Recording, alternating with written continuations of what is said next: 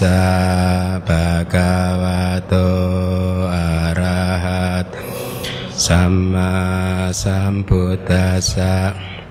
Namo tassa bhagavato arahato sama sambuddhassa. Namo tassa bhagavato arahato sama sambuddhassa. Baik,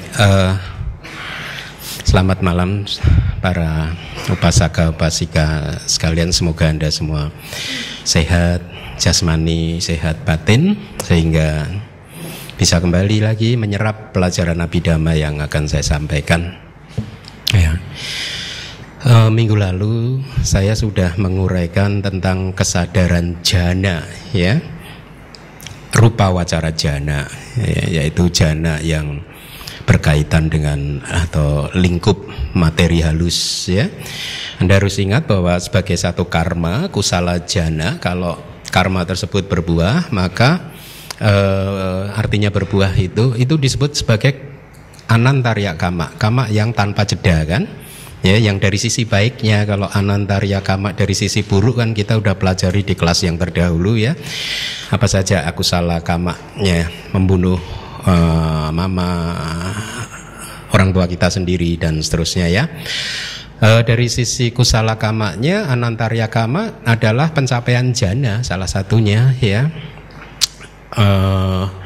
Di minggu lalu disebut sebagai anantarya kama, sudah saya jelaskan juga, artinya karma tanpa jeda, karma tanpa antara.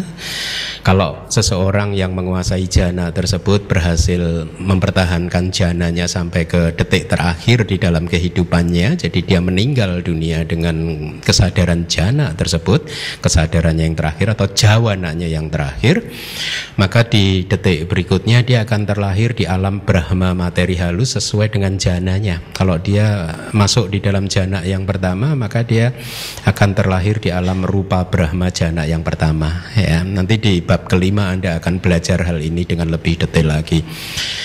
Nah, malam hari ini kita juga akan berdiskusi lagi tentang kesadaran jhana yang lain, yaitu yang disebut sebagai jhana arupa atau jhana non materi, ya. Kita akan mempelajari jenis-jenis kesadaran yang memunculkan jhana tersebut, ya. Jadi topik malam hari ini adalah arupa wacara citang. Nah, jadi tadi di atas saya sampaikan bahwa saya merasa berbahagia sekali saat ini, ya, karena pada akhirnya saya mendapatkan komunitas yang siap untuk mendengarkan ajaran-ajaran yang sulit. Jadi setelah 4 tahun saya menetap kembali di Indonesia, baru sekarang ini saya merasa saya mendapatkan pendengar atau, ya, murid komunitas yang sudah mau untuk mendengarkan ajaran-ajaran bahkan yang paling sulit, dan ini adalah sesuai dengan nature saya, gitu, ya. Artinya secara alamiah sifat saya itu suka dengan ajaran-ajaran ini, adalah subjek yang paling saya sukai, Abhidhamma itu, ya, Abhidhamma. Dan sekarang saya tidak lagi membuat Abhidhamma made easy, tapi Abhidhamma yang beneran sekarang, ya. Kenapa? Karena Anda sudah siap untuk mendengarkannya, ya. Nah, minggu lalu saya sampaikan bahwa berbeda dengan jenis kesadaran lingkup indrawi yang jumlahnya 54 yang juga sudah kita pelajari, yang 45 dari antaranya itu sering muncul di dalam kehidupan kita sehari-hari, kan, ya. Tapi kesadaran jhana yang minggu lalu kita pelajari dan juga yang hari ini kita pelajari itu tidak akan pernah bisa muncul kalau Anda tidak bermeditasi. Anda bermeditasi pun kalau Anda tidak berhasil mencapai jhana, tidak berhasil memunculkan jenis kesadaran ini, maka juga dia, ya, Tidak bisa diharapkan kemudian terus muncul tiba-tiba seperti kemarahan kita atau keserakahan kita bisa muncul dengan tiba-tiba. Kalau jana, kesadaran jana, Anda harus melatihnya. Ya, minggu lalu juga sudah saya sampaikan penjelasan dari kitab komentar dari Dhammasanggani, ada 4 variasi ya. Duka pada danda binya, seseorang yang berlatih mencapai jananya itu penuh dengan kesulitan. Kemudian danda binya, kemudian berwipassananya itu juga perkembangannya juga lambat itu, atau juga ada yang duka pada kipa binya, mencapai jananya penuh kesulitan, tetapi setelah dia mencapai jana kemudian dia bermeditasi vipassana, kemajuannya sangat cepat sekali ya. Ada yang kebalikannya, suka pada danda binya, mencapai jananya itu penuh dengan kemudahan, tetapi pada waktu bervipassana untuk mempenetrasi nama dan rupa, untuk mencapai pencerahan, dia kemajuannya sangat sulit sekali, sangat lambat ya. Atau yang terakhir adalah suka pada kipabinya, mencapai jananya enak dan berwipassananya menjadi sotapana, sakadagami, anagami, arahat dengan kemajuan yang cepat sekali. Nah, di dalam kesadaran jana yang non materi ini pun juga di dalam kitab komentar dari Dhammasanggani juga dijelaskan tentang hal-hal seperti ini. Nah, minggu lalu juga sudah saya sampaikan, saya hanya mereview sebentar dari 40 objek yang diajarkan Buddha, objek samatha bhawana. Itu tidak semua 40 objek bisa Anda pakai untuk memunculkan, berlatih untuk memunculkan jana. Dari 40 itu hanya sebagian besar, mungkin 30 ya. Ada yang tidak bisa, misalkan perenungan terhadap Buddha, Dhamma, Sangha, kemudian perenungan terhadap sila kita, caga kita, kemurahan hati, perenungan terhadap dewa, perenungan terhadap kedamaian dan kematian. Perenungan ini tidak akan pernah bisa menghasilkan jana. Kenapa? Karena pada saat Anda merenungkan kualitas-kualitas tadi, pikiran Anda bergerak terus. Padahal di dalam jana Anda harus melatih kesadaran Anda, cita Anda untuk berhenti di satu titik ya, dengan ekagata, faktor jana yang terakhir. Kemudian juga ada perenungan makanan yang menjijikkan, kemudian perenungan ya, tentang kematian. Ini semua tidak bisa menghasilkan jana karena sifatnya membuat seseorang yang merenungkan hal-hal seperti itu seperti mendapat teror ya.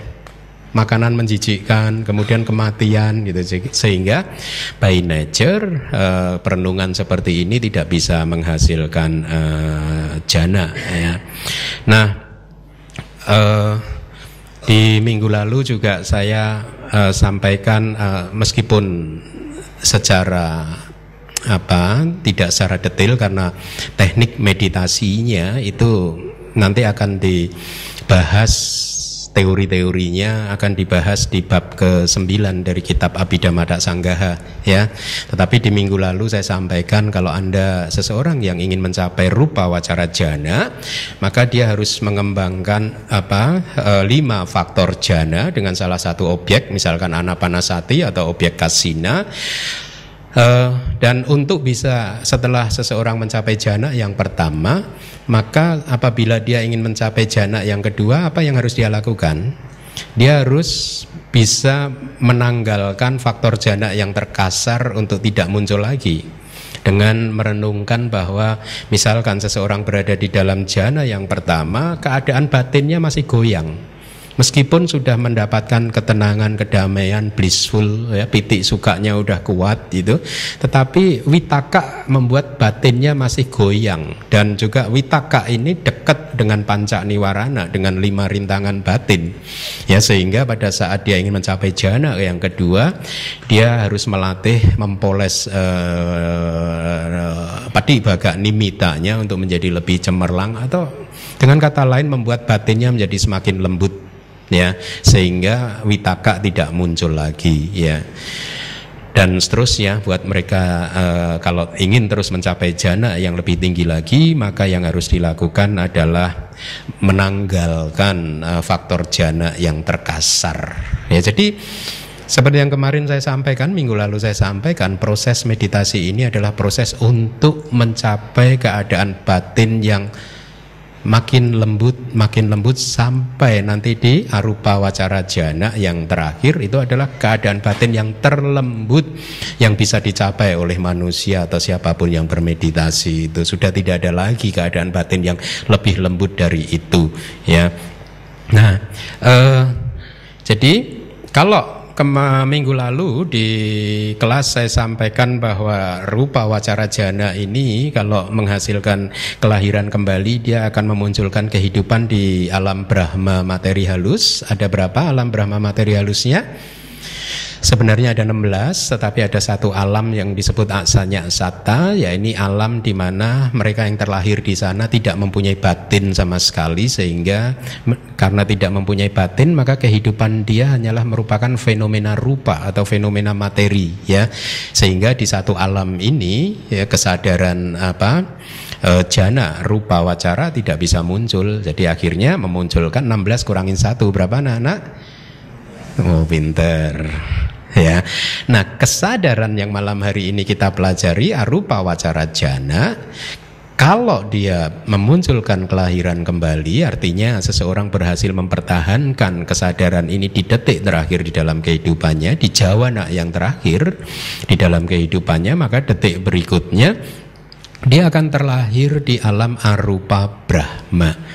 Ya, saat ini Anda tahu ada berapa jenis makhluk yang kalau dalam konteks kanda atau agregat, kita ini adalah manusia dengan 5 agregat. Tadi saya katakan ada makhluk dengan hanya mempunyai tubuh jasmani, berarti berapa agregat? 1. Nah, kesadaran arupa wacara citang kalau dia berbuah, kusala cita kalau dia berbuah akan memunculkan kelahiran di arupa Brahma. Brahma yang tidak mempunyai rupa, tidak mempunyai jasmani, berarti dia adalah makhluk yang terdiri dari berapa agregat? 4 agregat saja, ya. Baik. Nah, kesadaran jana ini adalah kesadaran lokia atau duniawi. Jadi seringkali manusia masih umat Buddha masih keliru memahami bahwa seseorang yang menguasai jana udah pasti dia adalah makhluk suci. No, bukan. Seseorang yang menguasai jana selama dia masih putu jana, ya, belum mencapai tingkat kesucian apapun, maka ya dia putu jana, ya. Anda ingat yang Arya, yang mulia Dewadatta, beliau biku yang menguasai jana, menguasai kesaktian, banyak hal kesaktian yang dia kuasai.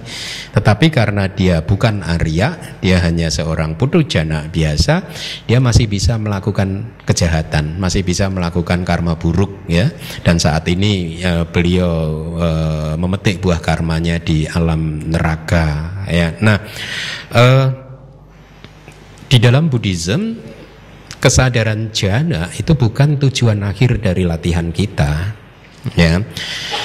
Jana kita jadikan sebagai basis landasan untuk berwipasana, dan itu penting sekali karena kata-kata Buddha mengatakan samadhing bhikkhave bhaveta, wahai para biku kembangkanlah samadhi, kembangkanlah konsentrasi. Samahito bhikkhave bhikkhu yatha bhutang pajanati, seorang biku yang mempunyai samadhi dia akan bisa melihat realitas secara apa adanya, nama dan rupa secara apa adanya. Jadi jana di dalam Buddhism itu adalah alat untuk bermeditasi vipassana, bukan tujuan akhir. Nah, mari kita lihat. Kita lihat dulu dari kitab Abhidhamma Sanggaha apa yang kita bisa dapatkan di sana. Mari kita baca bersama-sama. Akasanan kusala citang winyanan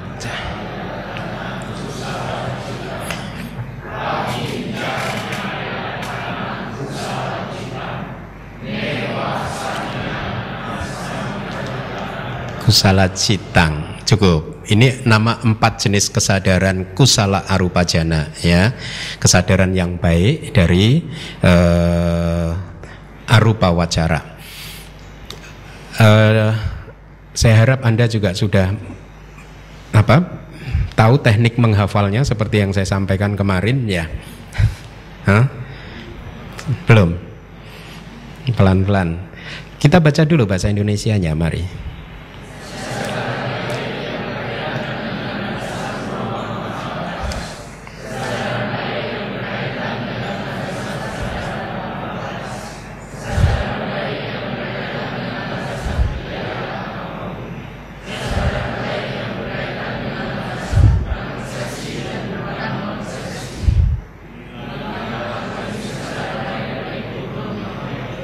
Ya, baik. Ini adalah kesadaran kusalanya ya.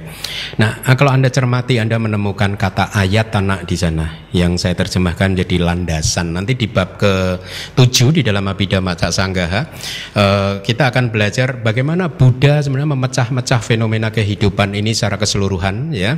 Kalau dalam konteks ayatana atau landasan, Buddha mengajarkan kepada kita ada 12 ayatana, yaitu apa? Ayatana, caku ayatana, sota ayatana, dan seterusnya. Ada 6 kan, panca indera 5, kemudian ditambah batin, mana ayatana berarti 6 kan, sama objeknya masing-masing. Berarti objek dari mata itu apa? Rupa ayatana, sadda ayatana, dan seterusnya. Nanti objek dari batin adalah dhamma ayatana. Ayatana ya, kalau Anda saat ini belum paham secara detail tidak apa-apa, saya perkenalkan pelan-pelan karena memang beginilah Abhidhamma ya. Technical term, istilah-istilah teknis akan dibahas terus dari waktu ke waktu sehingga lama-lama pemahaman Anda akan seperti dipoles gitu. Sehingga pada saat kita sudah belajar di bab ke-9 nanti Anda tiba-tiba merasa mendapatkan satu pengetahuan yang menyeluruh tentang ajaran Buddha. Ya, Anda sudah mendapatkan satu pemahaman yang sangat kokoh, sangat bagus sekali tentang Buddhism itu ternyata seperti ini. Ya, jadi kalau Anda saat ini masih belum bisa menghafal, jangan terus patah semangat ya. Karena nanti akan terus dipoles terus di kelas-kelas berikutnya. Nah, saya jelaskan ayatana di sini itu tadi 12 ayatana. Jadi ini adalah paramata dhamma. Ini bukan bukan konsep atau bukan kebenaran di kelas-kelas awal, kebenaran hakiki, kemudian ada kebenaran konvensional.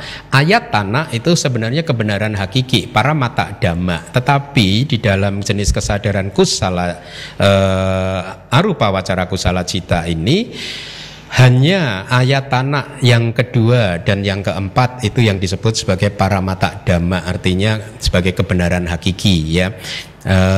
Kalau arupa wacara kusala cita yang pertama dan yang ketiga itu objeknya akasa, ruang atau angkasa, itu bukan paramata tetapi konsep ya. Sementara objek dari jana yang ketiga, ketiadaan apapun itu juga bukan paramata tetapi konsep ya. Jadi ini perlu saya jelaskan karena dokumentasikan sehingga nanti pelajar-pelajar Abhidhamma yang lain juga tidak memahami secara keliru. Jadi strictly speaking, ayatana atau landasan dalam konteks arupa wacara kusala cita hanya berkaitan dengan kesadaran jana yang kedua dan juga kesadaran arupa wacara kusala cita yang keempat ya.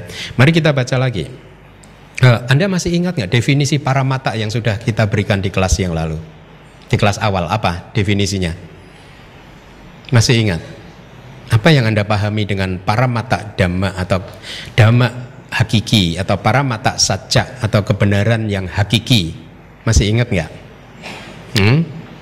Kebenaran yang benar-benar eksis ya, yang benar-benar ada. Sementara kebenaran konvensional dia ada hanya sesuai dengan kesepakatan kita saja ya. Mari kita lanjutkan lagi. Silahkan dibaca.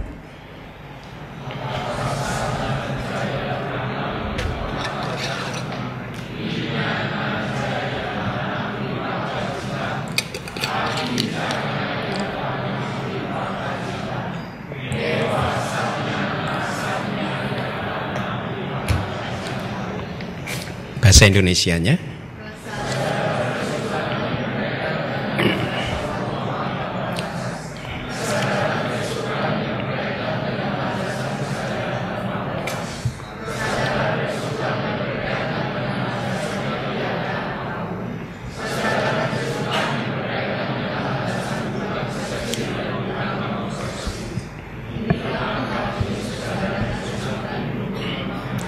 Ya, seperti biasa, jadi ini adalah kesadaran buah dari arupa wacara kusala cita yang tadi sudah kita baca. Mari kita lanjutkan yang ketiga. Silakan.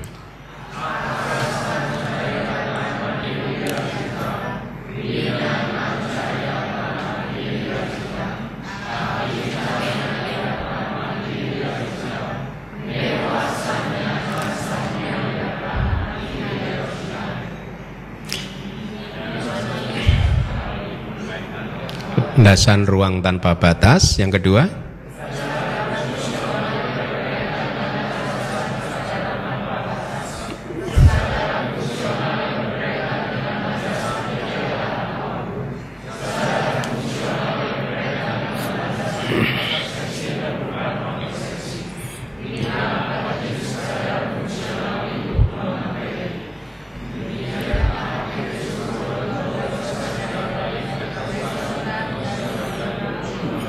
ya, jadi inilah 12 jenis kesadaran arupa wacara cita, ya, dibagi menjadi 3 kelompok seperti biasa, atau 3 jenis, yaitu jenis kusala, jenis wipaka, dan jenis kiriya. Yang terakhir ini kiriya muncul di batin para Buddha, arahat, dan paceka Buddha.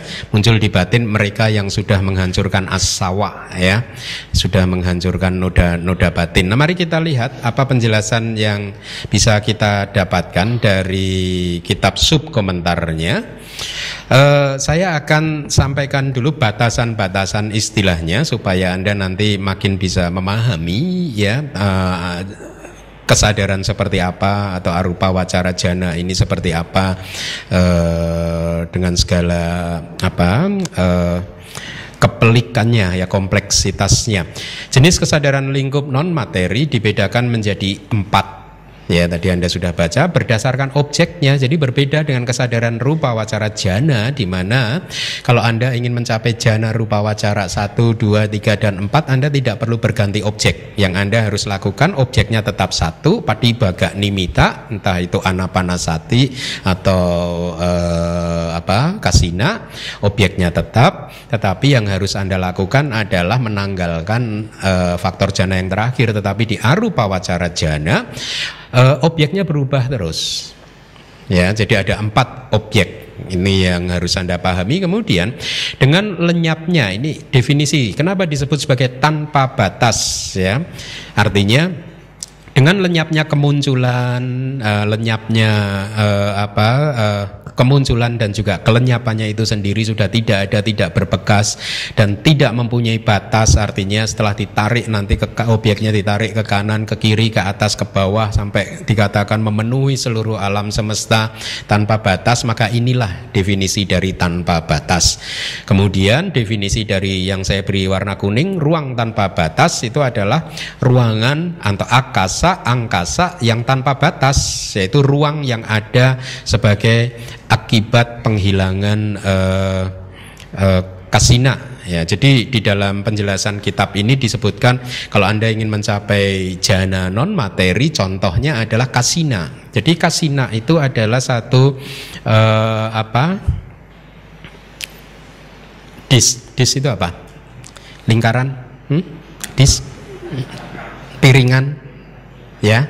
Satu lingkaran mungkin 30 cm diameternya, 40 cm diameter. Kita beri warna-warna tertentu, merah, putih, biru, kuning, salah satunya, ya.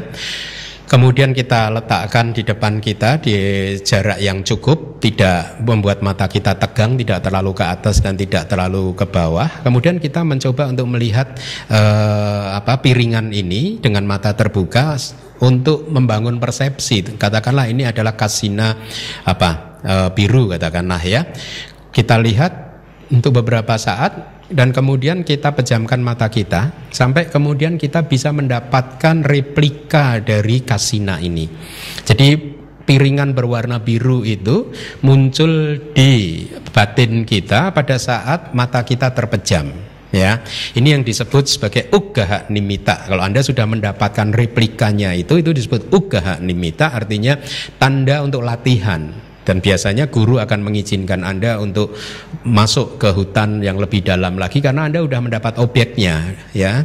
Uggaha nimittanya Anda sudah dapatkan, dan setelah itu Anda mencoba untuk melatih ini sehingga menjadi objek yang semakin transparan, ya, tembus pandang, bercahaya, dan dikatakan akhirnya bisa menjadi objek jana, yaitu patibaga nimitta istilahnya.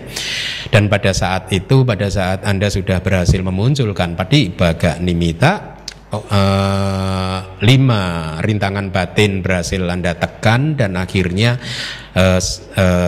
Anda atau yogi tersebut mencapai rupa wacara jana yang pertama, ya, sampai kemudian dia melatih meninggalkan faktor jana yang paling kasar sampai dia mencapai rupa wacara jana yang kelima dengan objeknya yang sama. Kita masih berbicara tentang rupa wacara jana, ya.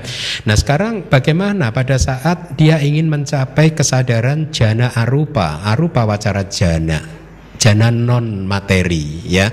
Yang harus dia lakukan adalah tidak melihat ke piringan tadi, ya, objek patibaga nimita yang berupa nimita dari kasina tersebut, tetapi yang dia lihat adalah ini. Bayangkan kalau kita fokus pada piringan ini dan kemudian piringan ini kita geser, kita hilangkan, maka yang ada apa? Yang tampak apa? Yang tampak adalah ruangan yang ditinggalkan oleh kasina tersebut. Betul. Inilah yang disebut ruangan tanpa batas. Ya nanti dilatih sampai ditarik ke kanan, ke kiri, ke atas, ke bawah sampai tanpa batas. Kira-kira seperti itu ya. Nanti kita akan terus membahas ini. Bagaimana untuk mencapai rupa wacara jana 1, 2, dan 3 dan 4 ya nanti di bagian akhir dari kelas kita. Mari kita lanjutkan lagi definisinya. Landasan ruang tanpa batas, arti dari kata tersebut, kalimat tersebut adalah ruang tanpa batas tersebut menjadi landasan. Jadi ayatana menjadi landasan dalam artian landasan tersebut mendukung jana dan dhamma yang muncul bersamanya, artinya cetasika yang muncul bersamanya. Ya, jadi minggu lalu juga sudah saya sampaikan bahwa cita tidak muncul sendirian, selalu bersama-sama dengan cetasika. Jadi yang dimaksud dengan landasan di sini adalah sesuatu yang mendukung jana dan dhamma yang muncul bersamanya, seperti halnya landasan para dewa, itu artinya adalah untuk para dewa. Ya. Jadi atau secara singkat landasan di sini bisa artikan sebagai objek dari jana. Jadi kalau tadi Anda baca akasa nencayatana kusala cita, kesadaran baik dengan landasan ruang tanpa batas, artinya dengan objek ruang tanpa batas. Ya, jadi ini arti dari landasan. Mari kita lanjutkan. Arupa jana yang pertama yang mencapai absorpsi, mencapai jana di dalam objek atau landasan tersebut dikatakan istilahnya sebagai landasan ruang tanpa batas. Kemudian kesadaran baik atau kusala cita yang berasosiasi dengannya disebut sebagai kesadaran baik yang berkaitan dengan landasan ruang tanpa batas. Dan saya rasa mudah untuk dipahami. Kemudian yang terakhir kesadaran arupa yang pertama, ya, dikatakan tanpa batas karena kemunculannya itu berkaitan dengan ruang tanpa batas, dan juga karena kemunculannya dengan cara memancar tanpa batas. Itu tadi yang saya katakan, memancar tanpa batas. Jadi pada saat Anda sudah mendapatkan objek ruangan tadi yang ditinggalkan oleh kasina, maka Anda akan diminta oleh guru Anda untuk melatih, untuk memperluas kasina Anda ke kanan, ke kiri, ke atas, ke bawah, sampai menyelimuti tubuh Anda, menyelimuti seluruh alam semesta ini. Ya, walaupun ada catatannya di situ, sebenarnya kesadaran tersebut yang mengambil objek tanpa batas itu sebenarnya muncul lenyap. Jadi kalau seseorang dikatakan berada di dalam jana selama 4-5 jam, ya, mengambil objek yang tetap, itu sesungguhnya kesadarannya juga muncul lenyap. Ya, tapi kesadaran yang muncul lenyap tersebut mengambil objek yang sama terus, sehingga dia bisa bersama dengan objek dan mempertahankan kualitas kesadarannya di objek tersebut sampai berjam-jam. Nah, Anda cermati di sini juga kita ketemu dengan istilah apa? Kata Pali lagi, winyana, ya. Akasa nenca yatanang. Hah? Tidak ya? Akasa nenca ayatanang kusala citang. Oh no, itu yang ketiga itu, lihat. Kesadaran arupa yang pertama di dalam kitab Wibawinidika itu disebut Pattama arupa winyanang. Jadi saya ingin sampaikan supaya Anda tidak bingung bahwa nama cita atau kesadaran itu bisa mempunyai sinonim banyak sekali. Cita, ya. winyana itu juga sebenarnya cita sama, tetapi dalam konteks 89 cita, winyana itu khusus untuk apa? Kesadaran indrawi, kesadaran mata, telinga dan seterusnya kan? Ya. Kemudian nanti kalau Anda di bab kedua bertemu dengan cetasika, ya, ceto itu juga sinonim dari cita atau mano, pubanggama dhamma. Nah, itu juga sinonim, atau manasa itu juga sinonim. Jadi begitulah bahasa Pali. Jadi bagus kalau Anda tahu itu semua supaya Anda nanti tidak bingung kenapa di satu buku dan buku yang lain memakai istilah-istilah yang berbeda-beda. Nah, mari kita lanjutkan. Sekarang kita masuk ke arupa wacara jana yang kedua, kita bahas winyanenca yatana, landasan kesadaran tanpa batas. Disebut demikian karena itu menjadi pendukung kesadaran arupa yang kedua atau pendukung arupa jana yang kedua, ya. Seperti tadi, arti dari landasan adalah mendukung jana dan dhamma atau cetasika yang muncul bersamanya, ya. Ini disebut arupa jana yang kedua, ya. Sama di dalam Dhammasanggani juga dikatakan akasanenca yatanang, sama tikama, artinya melampaui landasan ruang tanpa batas, ya. Ini kata-kata dari Dhammasanggani, kitab Abhidhamma yang pertama. Kalau seseorang ingin mencapai arupa jana yang kedua, maka dia harus melampaui landasan ruang tanpa batas, ya. Bagaimana caranya melampaui landasan ruang tanpa batas? Jadi yang difokuskan lagi bukan ruang tanpa batasnya, tetapi jenis kesadaran yang mengambil objek ruang tanpa batas tadi. Paham? Kan cita kita itu, objek itu dan cita saling berkaitan kan? Ya. Kalau di dalam arupa wacara jana yang pertama tadi mengambil objek angkasa, berarti arupa wacara kusala cita mengambil objek angkasa. Sementara di Dhammasanggani dikatakan dia harus melampaui landasan ruang tanpa batas, melampaui ruang tanpa batas ini. Maka apa yang harus dia lakukan? Tidak fokus lagi perhatiannya kepada ruang tanpa batas, tetapi yang dia amati adalah arupa wacara jana yang pertama. Paham prosesnya? Sangat lembutnya. Bukan objeknya tetapi kesadarannya yang mengamati objek tersebut. Ya, inilah mengapa nama dari arupa wacara jana yang kedua adalah winyanenca yatana kusala cita, atau kesadaran baik yang berkaitan dengan landasan kesadaran tanpa batas, ya. Prosesnya sama pada saat seseorang melampaui landasan ruang tanpa batas dan dengan demikian mengambil objek dari kesadaran jana arupa yang pertama, secara perlahan-lahan akhirnya panca niwarana tertekan lagi, tidak muncul di arus kesadarannya dia, ya. Dan pada saat dia berhasil menekan panca niwarana, ya, faktor jananya berkembang, ya. Di dalam semua jenis arupa wacara jana ini hanya ada dua faktor jana, yaitu apa?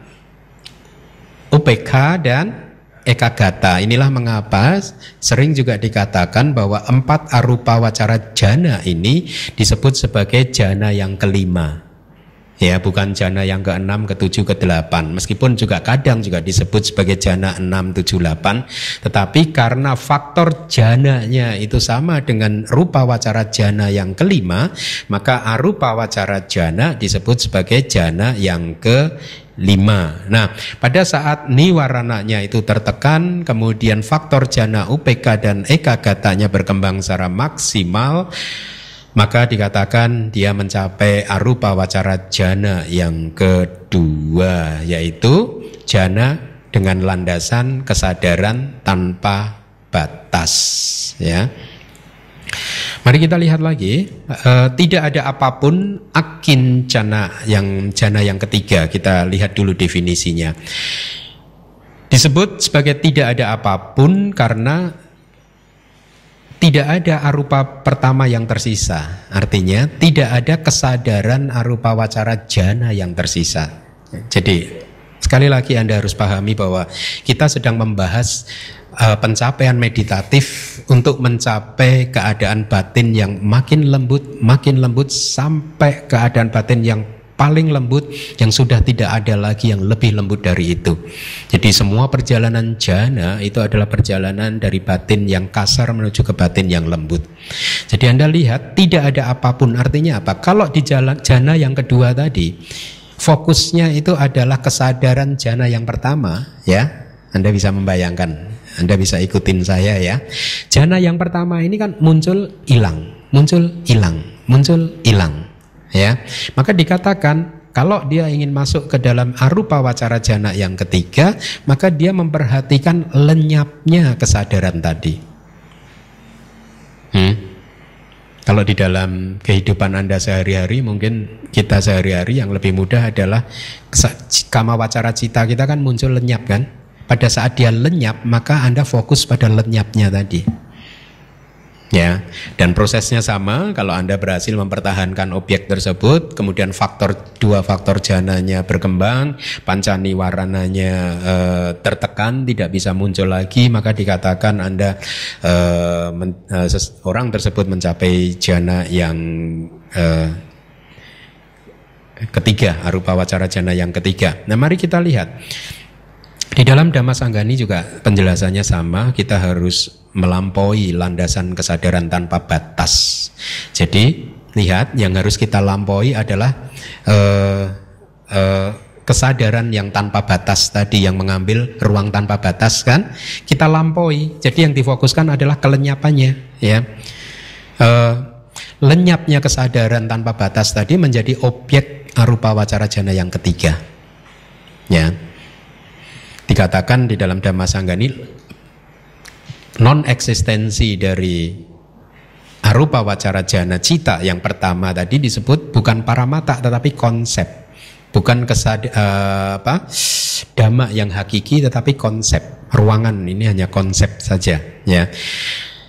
Mari kita lihat lagi penjelasannya. Keadaan itu disebut sebagai ketiadaan apapun, ya, akinjanya, yaitu ketiadaan dari kesadaran arupa yang pertama. Paham ya? Jadi arti dari ketiadaan, nothingness, ketiadaan apapun itu adalah non-eksistensi dari arupa wacara jana yang pertama, ya. Untuk pengertian landasan dan kesadaran baik dipahami seperti penjelasan sebelumnya, yaitu landasan adalah landasan jana, objek jana, dan kesadaran baik berarti adalah kesadaran baik yang berasosiasi atau muncul bersama dengan landasan tersebut. Nah, Anda amati lagi, berarti di dalam arupa wacara jana yang ketiga ini ada dua macam objek lagi. Objek yang dilampaui apa? Objek yang dilampaui apa? Arupa wacara jana yang pertama, ya. Betul ya? Kemudian objek langsungnya apa? Non-eksistensinya kan, kelenyapannya kan? Betul ya? Bagus. Mari kita lanjutkan.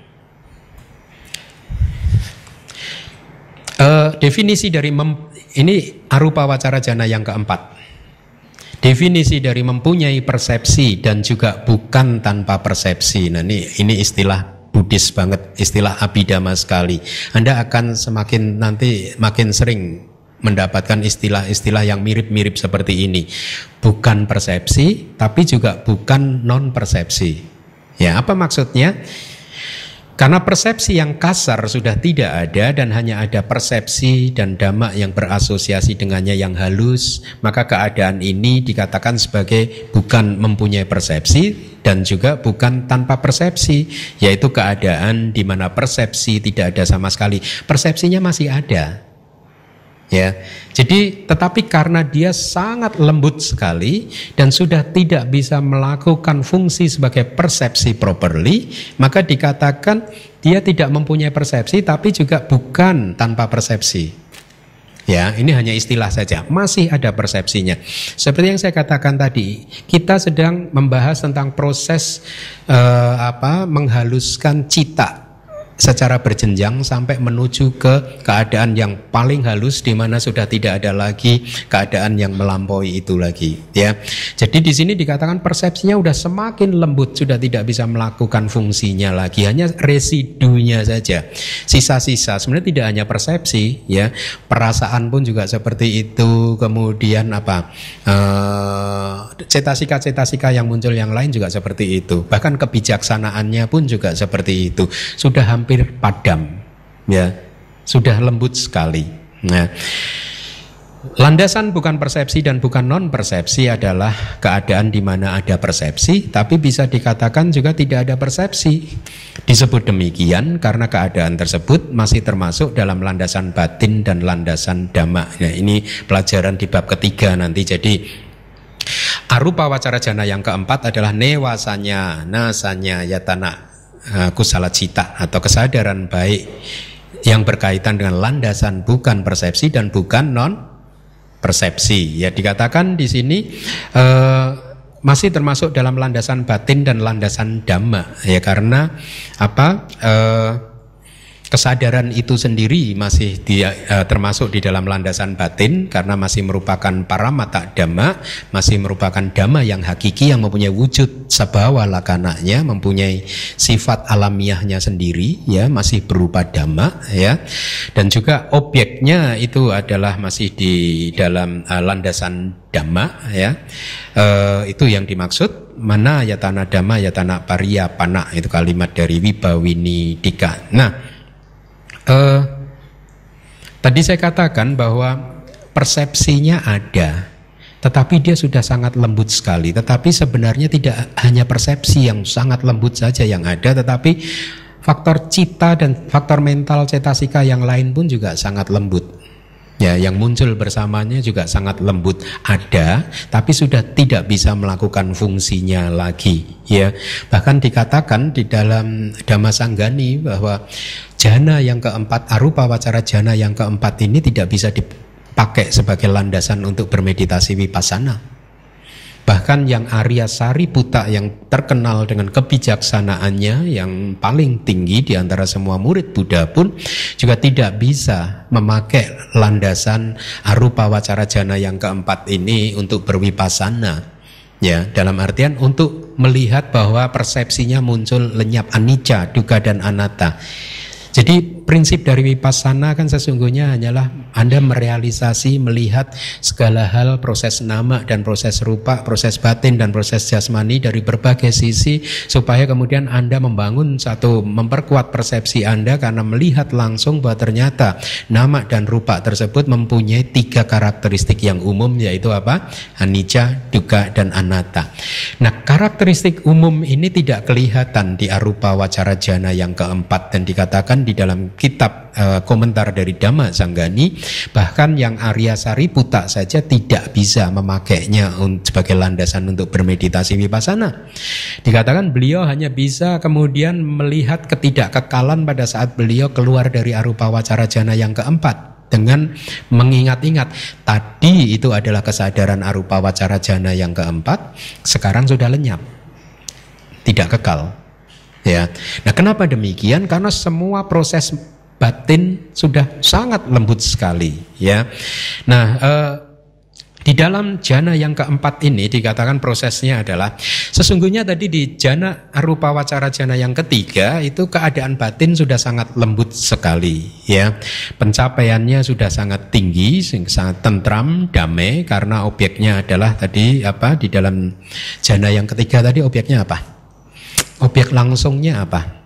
Non-eksistensi dari arupa wacara kusala jana yang pertama. Objek yang dilampaui apa? Kesadaran itu sendiri kan? Ya. Jadi keadaan itu sudah sangat lembut, sudah sangat damai, tentram. Tetapi untuk bisa melatih untuk bisa masuk ke arupa wacara jana yang keempat, yang harus dia lakukan adalah merenungkan bahwa ada lagi keadaan yang lebih lembut dari ini. Nah, jadi melatih batin untuk bisa mencapai keadaan batin yang semakin lembut dari ini. Nah, dikatakan di dalam jana yang keempat ini, jadi diberi perumpamaan di dalam kitab Dhammasanggani ada kata seorang raja, ya, seorang raja berjalan-jalan di satu wilayah, di mana wilayah tersebut wilayah pengrajin gading, ya, dan raja tersebut mengagumi keahlian dari pengrajin gading tersebut. Kamu hebat sekali ya, bisa melakukan membuat ya, kerajinan dari gading sedemikian rupa gitu. Meskipun sang raja itu kagum terhadap keahlian dari pengrajin gading, tetapi dikatakan si raja ini tidak mau kalau disuruh menjadi perajin gading. Kenapa? Karena posisi dia lebih superior. Ya, ini perumpamaan yang dipakai untuk menjelaskan di kitab tafsir dari Dhammasanggani bahwa pada saat seseorang mencapai keadaan arupa wacara jana yang ketiga, keadaannya sudah sangat lembut. Yes, sangat tenang, sangat penuh dengan kedamaian gitu. Maka dia hanya memperhatikan keadaan yang lembut tadi terus menerus sampai akhirnya dikatakan kesadaran arupa wacara jana yang keempat muncul dengan sendirinya. Seperti raja tadi memperhatikan pengrajin gading terus menerus, dia mengagumi perajin gading tersebut, tapi dia akhirnya tidak mau jadi perajin karena raja posisi dia lebih superior, lebih tinggi dari perajin. Dengan memperhatikan keadaan jana arupa yang ketiga secara terus menerus, maka dikatakan akhirnya kesadaran arupa wacara jana yang keempat muncul. Nah, cirinya sama, yaitu panca niwarana tertekan, dua faktor batin yaitu upeka dan ekagata berkembang secara maksimal. Dalam Dhammasanggani juga ada newasanya, nasanya, yatana sanya, sahagata, atau disertai dengan persepsi tentang landasan bukan persepsi dan bukan non persepsi. Kadang kalimatnya bisa complicated seperti ini. Ya, maka Anda harus pelan-pelan mencoba. Tapi mau nggak mau Anda harus mencoba memahaminya. Landasan bukan persepsi dan juga bukan non persepsi, dan disertai dengan persepsi itu, ya, itu artinya tadi masih ada persepsi sesungguhnya, tetapi sudah sangat lembut sekali, hampir tidak eksis karena sudah tidak bisa melakukan fungsinya. Nah, mari kita lihat penjelasannya. Ini disebut sebagai bukan persepsi. Karena persepsi yang ada itu sudah tidak bisa berfungsi sebagai persepsi yang tajam, patuk sanya kicasa bhavato, yang bisa menyebabkan ketidaktertarikan terhadap nama dan rupa batin dan jasmani sebagai hasil dari latihan vipassana. Lihat, hasil dari latihan vipassana membuat kita tidak begitu tertarik dan terikat lagi kepada nama dan rupa batin dan materi.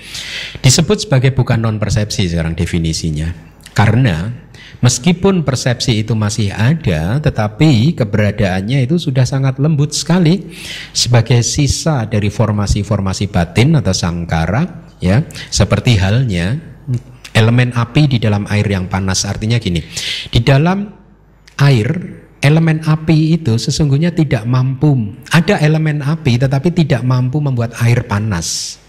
Elemen apinya ada tetapi sedikit sekali, tidak mampu membuat air menjadi panas. Ini perumpamaannya. Jadi sekali lagi poinnya adalah di dalam kesadaran arupa wacara jana yang keempat, persepsi ada, wedana ada, perasaan ada, dan semua cetasika-cetasika yang lain ada, tetapi dia sudah menjadi sangat lemah sekali, sehingga sudah tidak bisa dipakai sebagai landasan untuk bervipassana. Bahkan yang Arya Sariputta saja dikatakan tidak bisa. Nah, ada beberapa perumpamaan di dalam kitab tersebut. Perumpamaan yang pertama adalah minyak untuk mengolesi mangkok. Jadi dikatakan ada seorang samanera bersama dengan gurunya berjalan-jalan di hutan, dan kemudian setelah sampai di tengah hutan, samaneranya berkata, ada minyak di dalam mangkok, ya. Ya, jadi minyak tersebut dioleskan ke dalam mangkok dan dia berkata kepada gurunya, Bante, ada minyak di dalam mangkok ini. Kemudian Bantenya atau teraknya berkata, mana mangkoknya? Ya, ambillah, kita akan mengisi botol minyak kita. Gitu. Paham ya? Dan kemudian Samaniranya menjawab, nggak ada minyak kok Bante. Loh tadi kamu bilang ada. Iya, maksudnya ada minyak tapi sedikit. Tapi kalau dipakai untuk mengisi botol minyak tidak ada. Ya, sedikit sekali. Jadi perumpamaan ini yang bisa kita temukan. Juga ada lagi perumpamaan yang kedua, air tergenang di jalan. Jadi Samanera tadi berjalan-jalan dengan Bante, gurunya, kemudian masuk ke hutan. Di tengah hutan dia melihat ada air, ya. Kemudian dia berteriak lagi, Bante di sana ada air, maka lepaskan sepatu Bante. Gitu. Terus kemudian Bantenya berkata, kalau begitu bawalah kain mandi saya akan mandi gitu. Dan Samaniranya berkata sekarang nggak ada air Bante. Gitu. Loh tadi ada katanya, sekarang nggak ada. Maksudnya ada cukup untuk mencuci sepatu, tetapi tidak cukup untuk mandi. Sama, landasan bukan persepsi dan bukan non persepsi, ada persepsi tetapi tidak cukup kuat untuk melakukan fungsi sebagai persepsi. Ada perasaan tetapi tidak cukup kuat melakukan fungsinya, itu yang dimaksud. Persepsi yang ada disebut sebagai landasan karena menjadi pendukung jana ini bersama dengan dhamma yang berasosiasi dengannya, dan oleh karena itulah disebut sebagai landasan bukan persepsi dan bukan non persepsi. Sudah saya jelaskan, hanya persepsi yang disebutkan sebagai karakteristik dari jana ini, tetapi hendaknya dipahami bahwa perasaan, wedana dan lain-lain di dalam jana ini juga disebut sebagai bukan perasaan dan bukan non perasaan. Ya, ada yang lagi cetasika yang disebut kontak pasa, bukan kontak dan bukan non kontak dan seterusnya. Ya, pemahaman ini yang harus Anda perkuat. Kesadaran yang berasosiasi dengan landasan bukan persepsi dan bukan non-persepsi disebut sebagai kesadaran yang berkaitan dengan landasan bukan persepsi dan bukan non-persepsi. Ya, logika yang sama seperti kesadaran-kesadaran sebelumnya. Nah, mari kita lihat dari Abhidhamma Sanggaha, ada kalimat, mohon dibaca kalimat bahasa Indonesianya.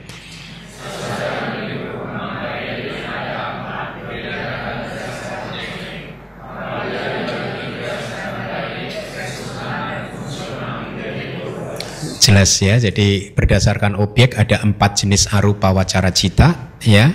Tapi kalau dikelompokkan ke dalam 3 jenis, yaitu kusala, resultan dan kiriya, maka 4 kali 3 ada 12. Mari kita lihat lagi dari kitab sub tafsirnya. Kesadaran arupa, lihat bahasa palinya di sini arupa manasa. Dan kata arupanya pun juga berbeda kalau Anda cermati di dalam kitab tafsirnya. A panjang, rupa double P, P-nya 2. Sama dengan yang kalimat sebelumnya, A, R, U, P-nya 1 sama. Ya. Dan manasa, batin. Itu kata lain manasa, kata lain dari winyana, kata lain dari cita, kata lain dari ceto dan lain sebagainya. Ya. Ada 4 objek, yaitu 4 objek langsungnya. Saya harap Anda sudah paham, yaitu ruang yang ada sebagai akibat penghilangan kasina, kesadaran arupa yang pertama, ketiadaan dari kesadaran arupa yang pertama, dan kesadaran arupa yang ketiga. Itu objek langsungnya. 4 objek yang harus dilampaui, yaitu yang pertama adalah kasina, kemudian ruang, kesadaran arupa pertama, dan lenyapnya kesadaran arupa pertama. Saya harap Anda pahami tabel 1.6 ya. Nah, mari kita bahas lagi pencapaian jana arupa. Ya, meskipun tadi sudah sempat saya singgung secara singkat. Arupa jana yang pertama itu melampaui kasina. Ini kalimat dari Wibawinitika, dan mengambil objek ruangan tanpa batas yang ditinggalkannya. Ya, ini dari kitab tafsir. Ya, jadi tujuan saya membuat kelas seperti ini adalah supaya pemahaman Anda tentang Abhidhamma kokoh, bukan berdasar dari opini tetapi punya referensi. Ya, jadi kalimat ini ada di dalam Wibawinitika, kitab sub tafsir dari Abhidhamma Sanggaha. Arupa jana kedua dicapai dengan melampaui ruangan tanpa batas dan mengambil objek kesadaran arupa pertama. Jadi meskipun tadi sudah saya sampaikan, maka sekarang saya paparkan referensinya, ya. Arupa jana yang ketiga melampaui objek tersebut dan mengambil objek langsung, yaitu ketiadaan apapun atau non-eksistensi dari kesadaran arupa wacara yang pertama. Arupa jana yang keempat melampauinya lagi dan mengambil objek kesadaran arupa ketiga yang sedang muncul. Ya, paham ya? Nah, proses pencapaian arupa jana itu tidak seperti kesadaran baik lingkup materi halus atau rupa wacara kusala jana atau kusala cita, di mana jana materi halus tersebut dicapai dengan cara melampaui faktor-faktor jananya yang kasar, paling kasar dari kesadaran sebelumnya, ya, tetapi objeknya sama seperti tadi yang sudah saya sampaikan. Di dalam kesadaran arupa ini objeknya sama tidak? Objeknya sama tidak seperti rupa wacara jana? Tidak. Objeknya berbeda. Ada berapa jenis objek? 4 objek langsung dan 4 objek yang dilampaui. Nah, ini menarik. Dalam kaitan ini para acarya atau guru, bahasa palinya acarya, berkata, aramana atikamato cataso pibawanti ma anggatika ma metasang na icanti wibawinoti. Dengan melampaui objek pencapaian, artinya pencapaian meditatif itu menjadi 4. Ya, kaum bijaksana tidak mengharapkan melampaui faktor jana dalam hal ini. Inilah mengapa dari keempat arupa wacara jana, faktor jananya semua sama, yaitu apa? UPK dan ekagata. Ya. Nah, di kitab Dhammasanggani ada kata, itu ada perumpamaan seperti ini. Gedung 4 lantai. Saya waktu membaca ini berpikir gitu, bahkan pada saat kitab ini kan, komentar ini ditulis oleh komentator yang terkenal, siapa? Buddhaghosa, kan? Jadi 1500 tahun yang lalu mungkin kira-kira ya, juga ada cerita loh gedung 4 lantai gitu. Ya, jadi pada zaman dulu juga ada gedung 4 lantai dan dikatakan di lantai pertama itu ada semua jenis pertunjukan tentang kepuasan-kepuasan indrawi, tarian, nyanyian, ya, baik itu nyanyian duniawi, nyanyian surga, musik, wewangian, kemudian minuman yang manis, kemudian makanan yang enak-enak, ya. Kemudian di lantai yang kedua juga ada seperti itu, tetapi kualitasnya itu lebih bagus, lebih nikmat, gitu, lebih memuaskan. Dan di lantai yang ketiga itu juga seperti itu, ya, lebih nikmat lagi. Dan yang paling nikmat adalah di lantai yang keempat. Jadi ini perumpamaan saja, walaupun mereka berada di satu gedung yang sama, yaitu apa? Mempunyai 2 faktor jana yang sama, yaitu UPK dan ekagata. Tetapi karena beda pertunjukan atau beda kualitas tadi atau beda objeknya, ya, maka lantai atas lebih bagus atau jana yang di atas itu lebih bagus, lebih lembut. Itu hanya perumpamaan saja. Atau yang kedua, perumpamaan tentang seorang wanita. Dia mempunyai 4 lembar kain dengan ukuran yang sama, tetapi kain pertama kasar, kain kedua lebih halus, kain ketiga lebih halus lagi, kain yang keempat lebih halus lagi, yang paling halus lagi, ya. Jadi jana arupa yang pertama itu dikatakan kasar meskipun itu sudah halus, tetapi dibandingkan dengan arupa jana yang kedua, ya, jana yang pertama lebih kasar, dan demikian seterusnya. Ada lagi perumpamaan tentang ini kitab 1500 tahun yang lalu ini. Jadi disebutkan ada pavilion yang kotor, ya.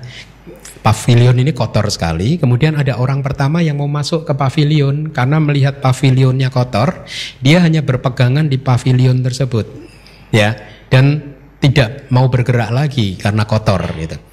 Pada saat dia berpegangan itu ada orang kedua, sama melihat pavilionnya kotor, dan dia mau masuk ke pavilion. Sebagai gantinya dia tidak masuk, tetapi dia berpegangan pada orang yang kedua. Orang yang pertama tadi dia berpegangan di situ. Kemudian datang lagi orang yang ketiga, melihat orang pertama dan orang kedua tadi ngapain itu berpegangan pada pavilion gitu. Nah ini kalau roboh pavilionnya kan mereka juga ikut roboh gitu. Ya, maka orang ketiga ini dia berdiri di luar pavilion, dia berdiri saja gitu. Ya, tidak ikut berpegangan, bergantung pada orang satu dan orang kedua tadi. Dia berdiri di luar.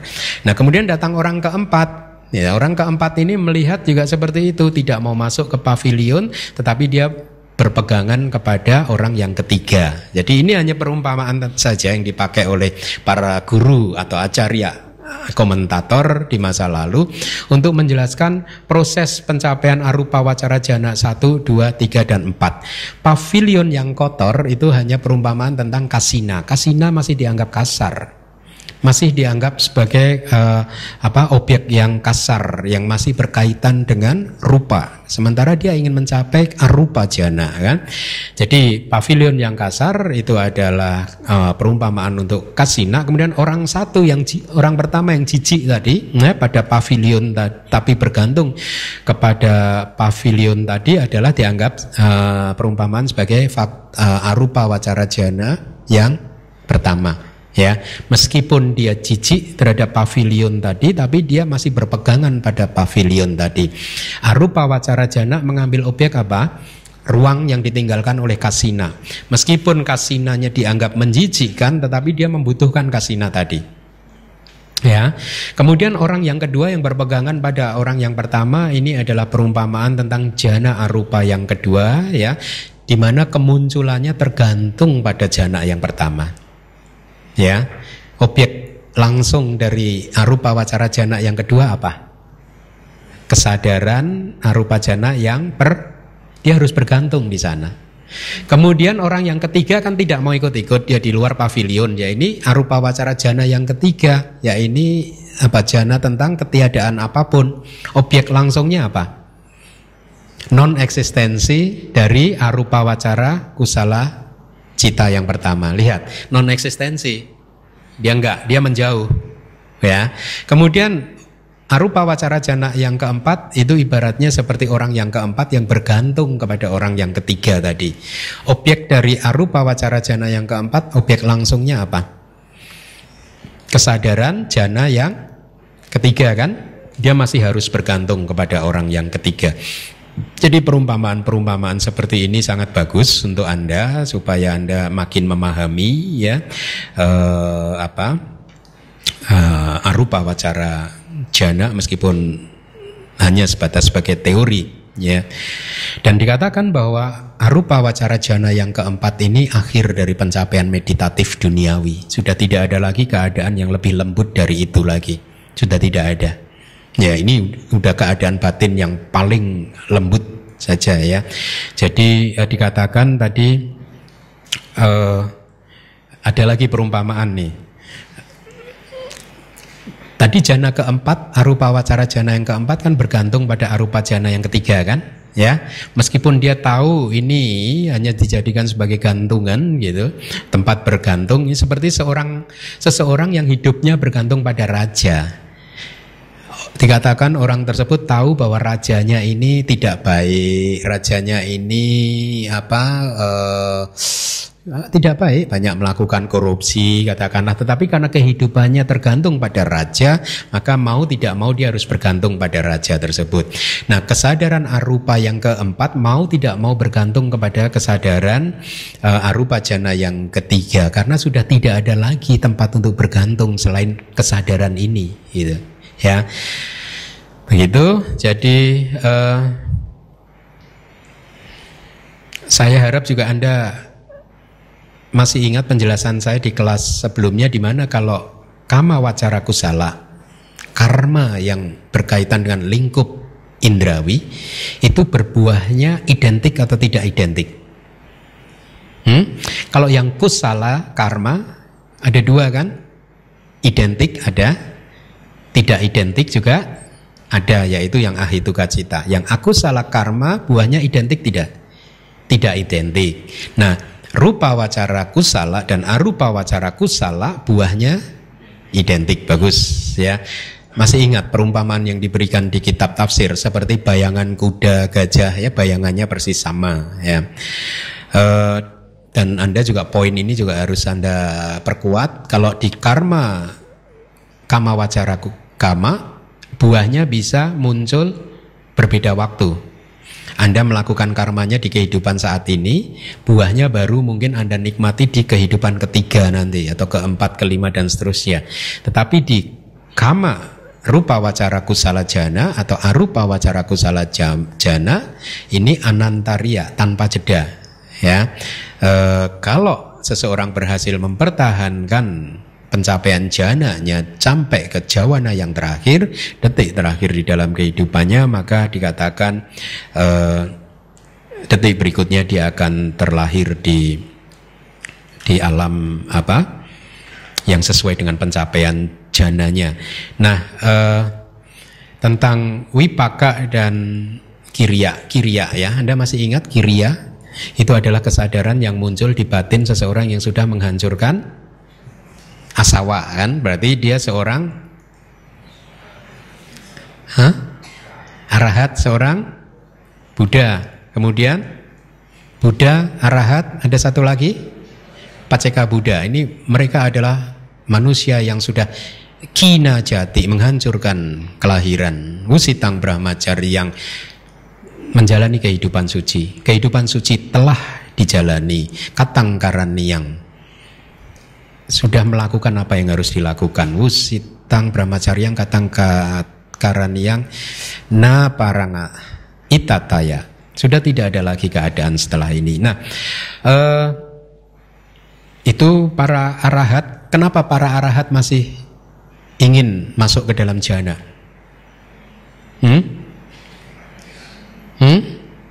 Karena dita dhamma suka wihara, bahasa palinya, hidup di dalam kebahagiaan di sini. Ya, artinya apa? Karena para arahat masih sama seperti Anda. Kalau kadang tubuh Anda merasa penat, ya, pegel-pegel. Kalau arahat tubuhnya penat, pegel-pegel, maka untuk menghilangkan beban kepenatan dan pegal-pegalnya ini, beliau masuk ke dalam jana.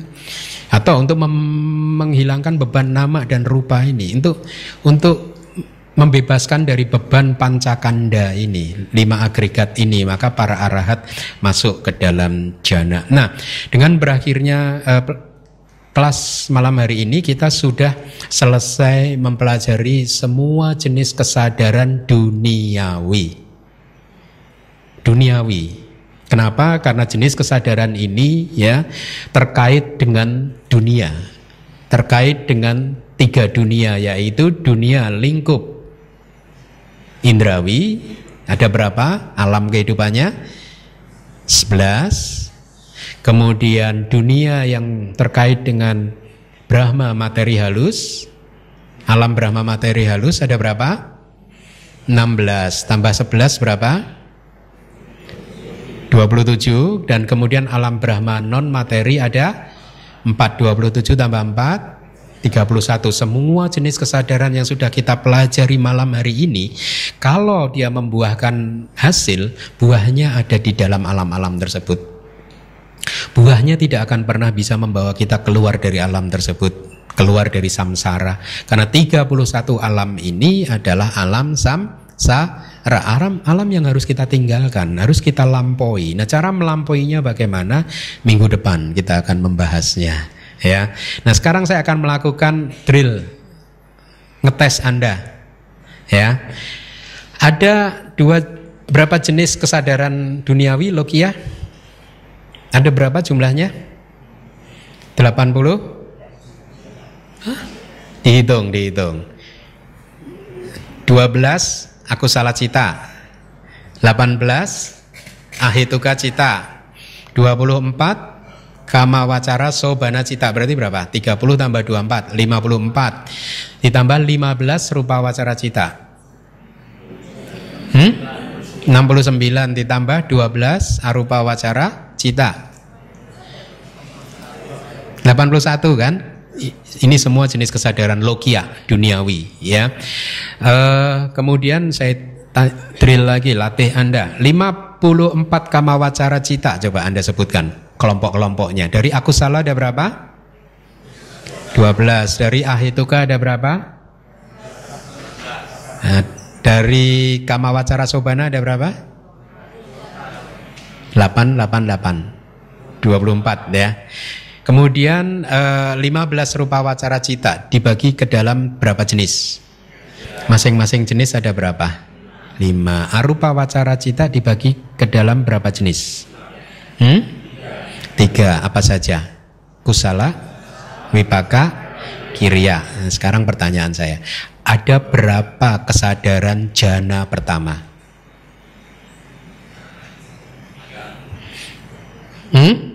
Apa saja? Rupa wacara jana kusala,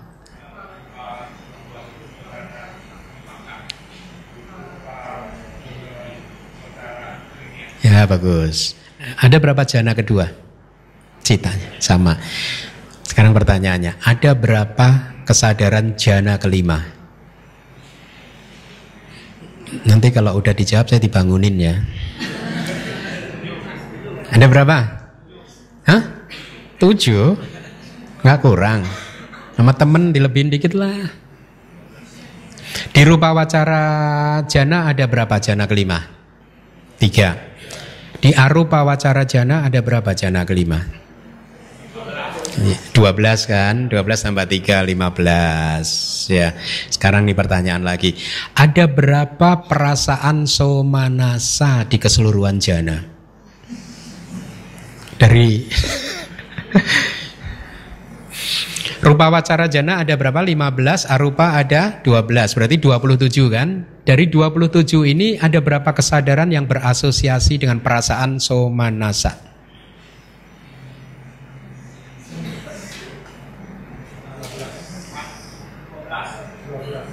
12? 4 ya. Apa saja? Rupa wacara jana 1, 2, 3, 4, kusala, wipaka, kiriya. Bagus. Nah, ini ada istilah lagi yang Anda harus tahu. Apa?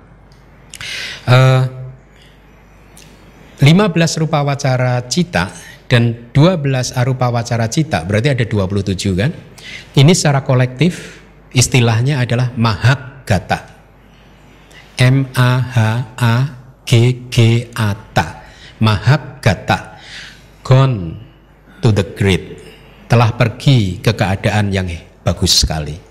Kenapa disebut sebagai mahagata? Karena dia menghasilkan keadaan batin yang baik, gitu. Ya, secara kolektif disebut sebagai mahagata. Dan juga ini yang harus Anda pahami, keseluruhan dari 27 mahagata cita tadi mempunyai berapa akar? Berasosiasi dengan berapa akar? 3 apa saja? Aloba, adosa, amoha.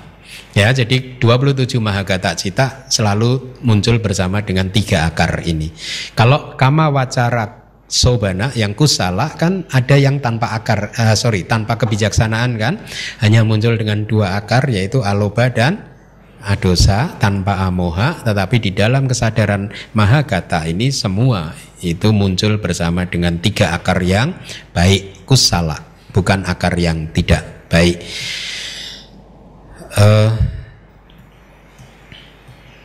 Baik, dengan demikian maka kita selesai kelas kita malam hari ini. Terima kasih.